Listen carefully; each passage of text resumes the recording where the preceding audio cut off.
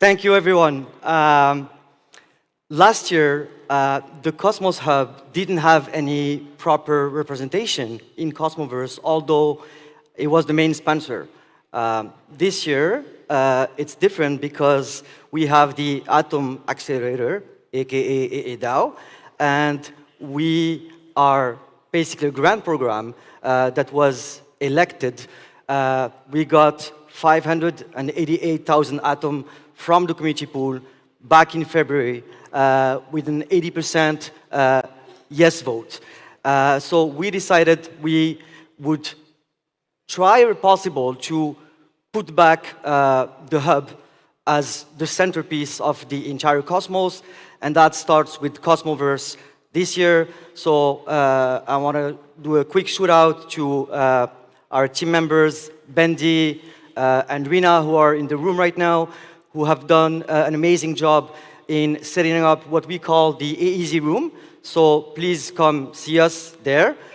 We have all the consumer chains, I like to call them partner chains. So Stride, Noble, Neutron, Leap Wallet is here as well, Long Hash as well. I see my friend there in the audience. So we're very excited. We have a lot of activities planned. We're also going to be hosting Twitter Spaces at the end of every day, around 6 p.m. local time, to basically do a recap of what's happening in Cosmos and in the AEZ.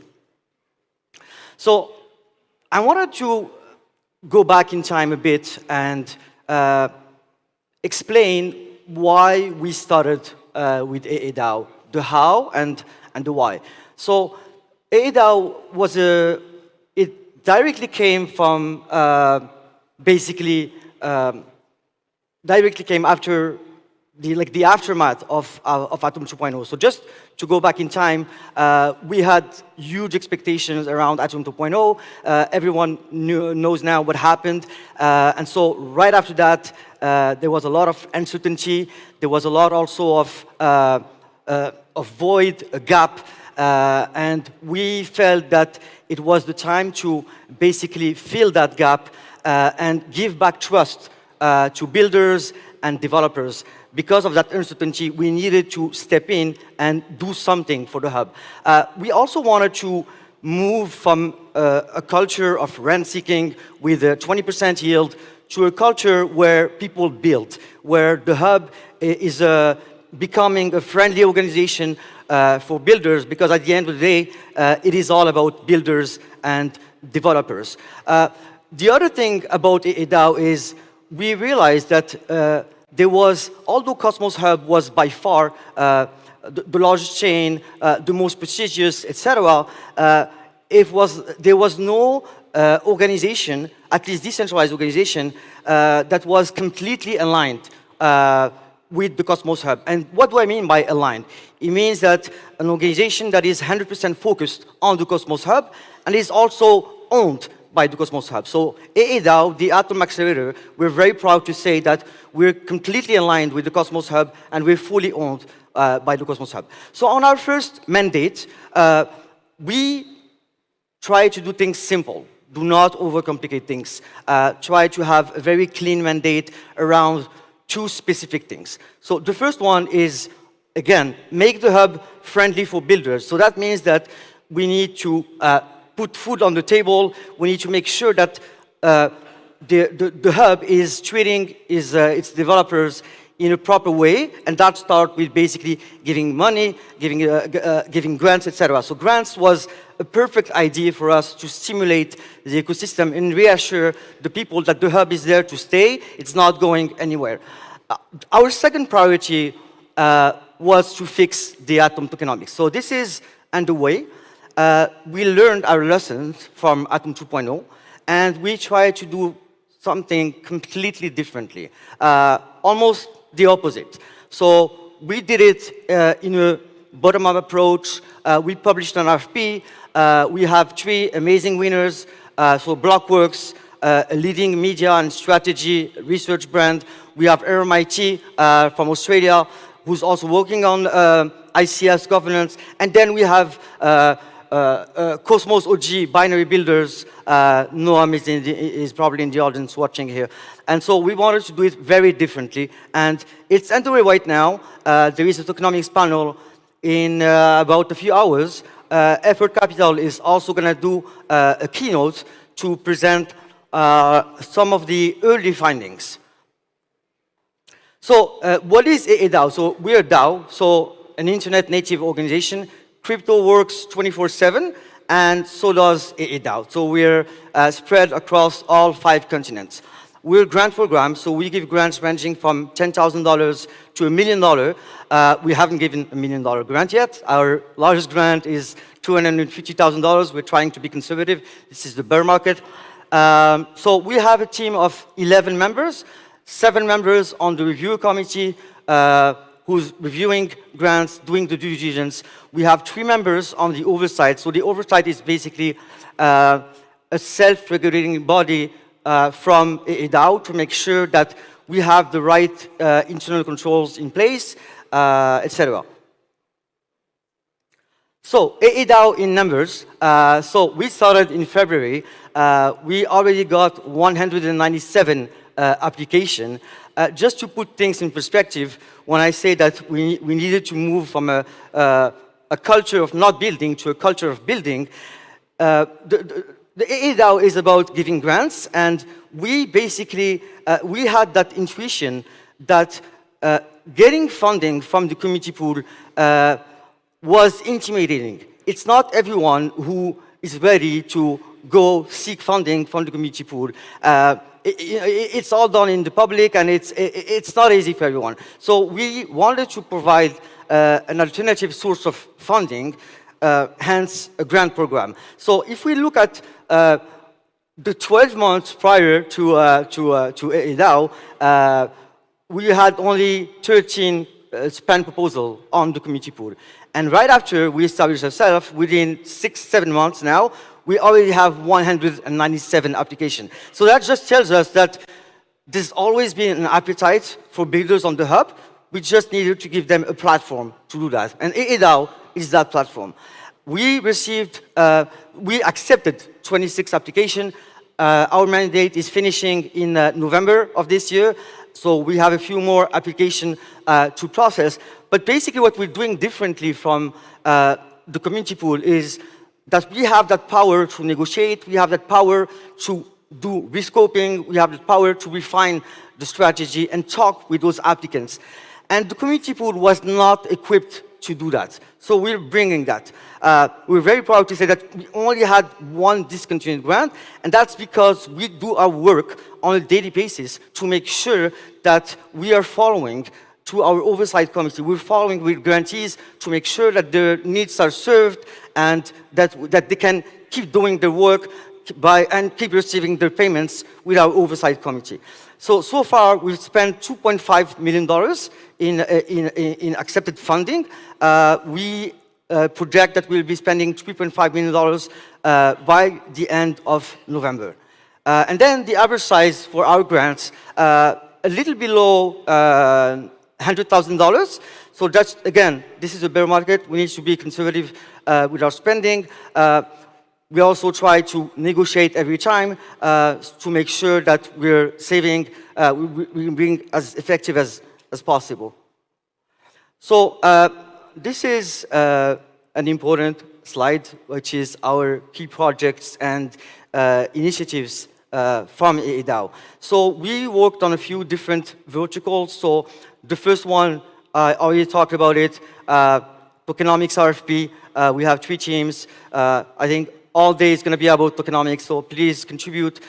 Posts are on the forum. We encourage everyone to contribute, give ideas, share ideas. A lot is going to happen. Effort Capital is getting on stage later on. Second one, the ATOM Economic Zone.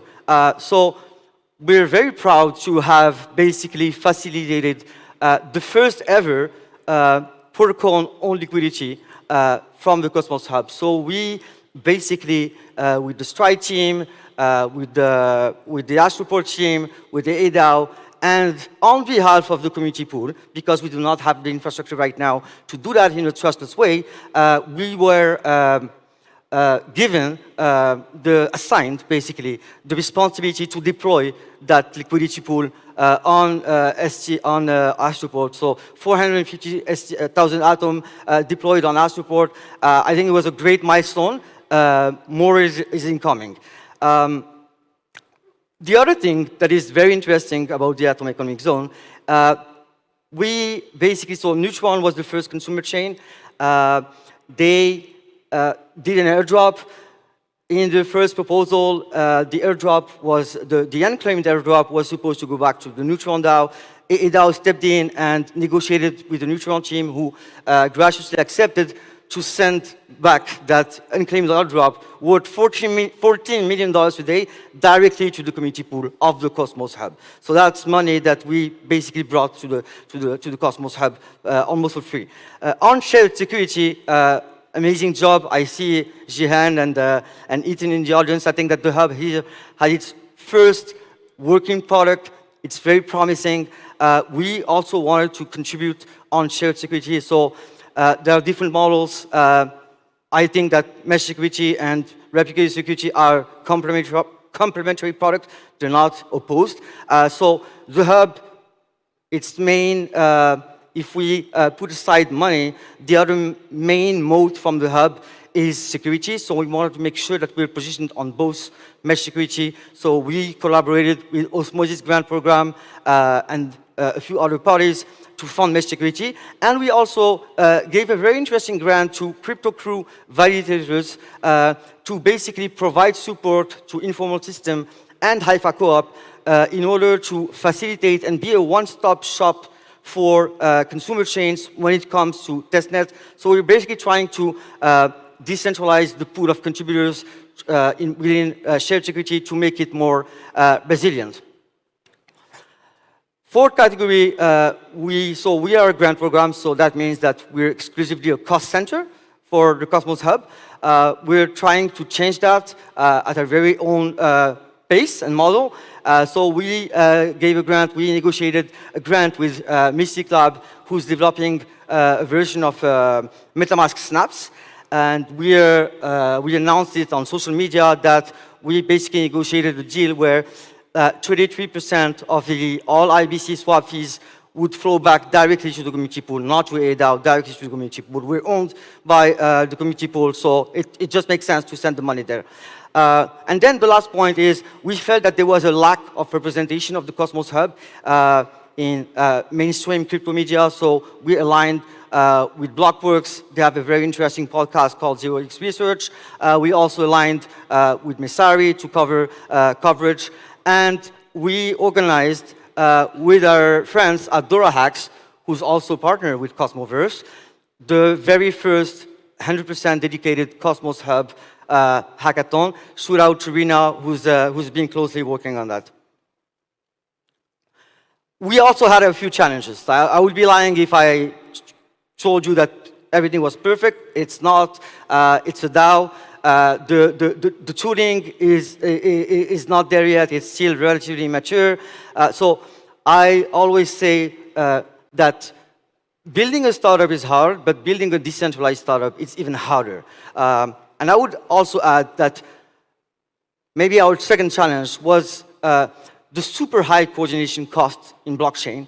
That is true for blockchain, but I think that's even more true for Cosmos in general, because Cosmos is the internet of blockchain. So the cost of coordination just keep increasing. Like if you want to do your job well and execute as a grant program, for example, you have to make sure that the applicants didn't apply somewhere else. You need to do to make sure there's no double spending. You need to make sure you need to coordinate on the due diligence. This is very time consuming, and so I think that it is a major challenge that we're trying to overcome with better processes.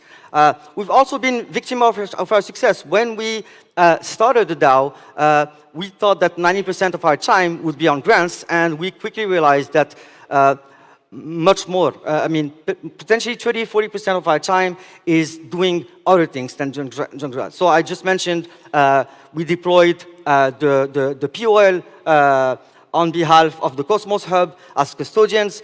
We also been advising those consumer chains on their own proposals to join AZ. We've been a trusted interlocutor. And the reason behind that is just that we are elected, and so we have the legitimacy to represent the Cosmos Hub because we only do the Cosmos Hub.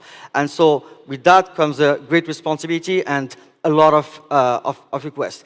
And then the other challenge, the last one I would say, is there is a very important opportunity cost for us in running a grant-only DAO because we sometimes see very interesting opportunities that we cannot take because we're not equipped to structure financial deals on behalf of the Cosmos Hub. We're equipped to give grants, but we're thinking about changing that in the next mandate. So on AADAO next iteration, so we're going to be renewing our mandate in November, so pretty much at the same time as our friends at the Informal and Haifa Co-op. It's great to see so many contributors to the Cosmos Hub. So I would say that next year, what we want to do to upgrade ourselves, we think that the decentralization and transparency, we see them as a spectrum.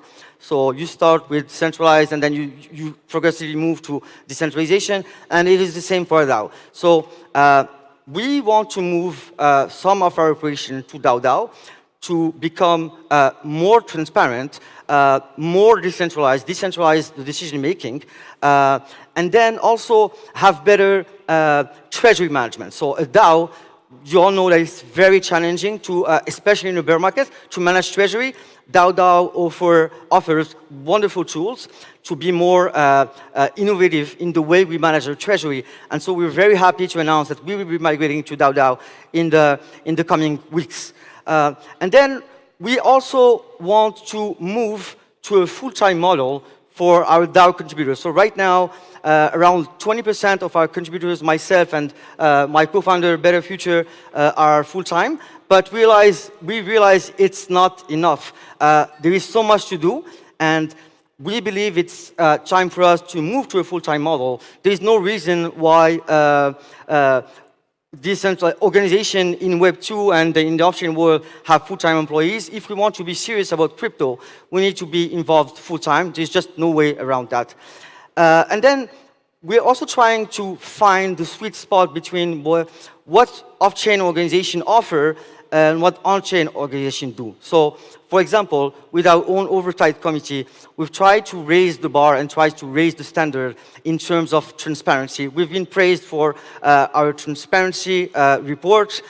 We keep pushing that. That's because we have someone from PricewaterhouseCoopers who's coming from the on-chain world who knows that trying to get some inspiration from, for example, publicly traded companies in terms of how you display your financial information and all your activities. So we want to keep pushing on that side.